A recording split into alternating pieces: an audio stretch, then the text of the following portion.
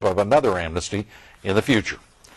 A firm owned by Venezuela could be allowed to take over one of this country's top voting machine firms. Venezuela, of course, led by Hugo Chavez, working to change the views of most South American countries, moved to the left. Critics of the deal say our nation's very democracy is now for sale, without anyone doing a thing about it. Kitty Pilgrim reports. The use of some 19,000 electronic voting machines in the city of Chicago and Cook County primary on March 21st of this year is now under intense scrutiny.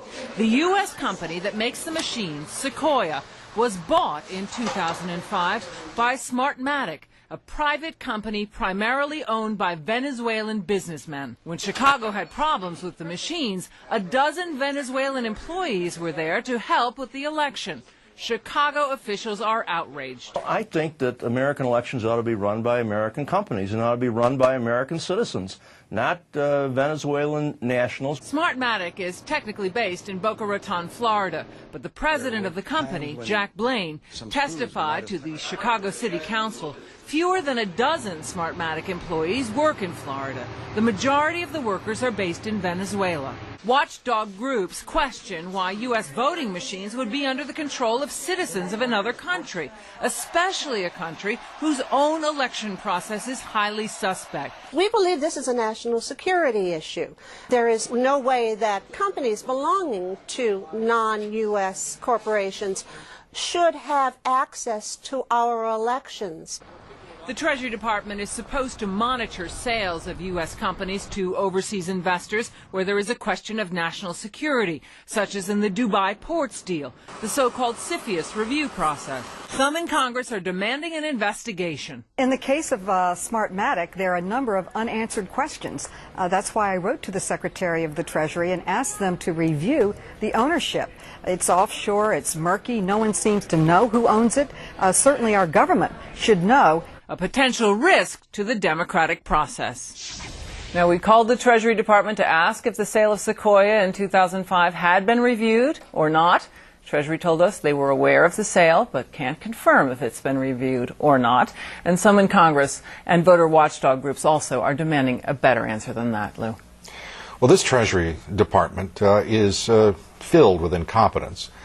They have stopped in over 1,500 reviews, only one sale to foreign owners' American assets. But a voting machine company, critical to this country's election count, and they can't tell you whether or not the Committee on Foreign Investment in the United States reviewed it or not? They have no answer for us. And these are the most arrogant, incompetent, bureaucratic idiots.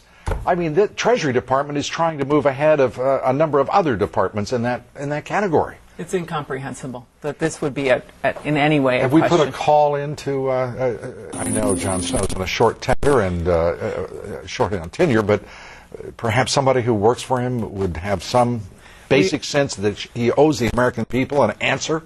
Lou, we have been trying to get the officials. They said they thought it was a company. So there are a lot of people in murky territory right here, and I think it really does deserve some examination.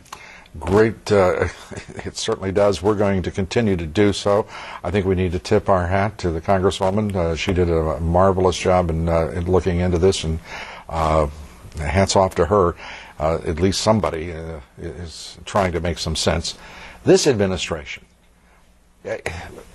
call the White House. Let's find out the answer so this audience knows exactly what's going on by Monday evening. And this is ridiculous.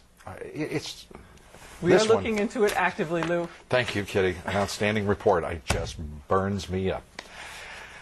Coming up next, an independent service station owner accused Big Oil of price gouging. Now they're trying to put him out of business.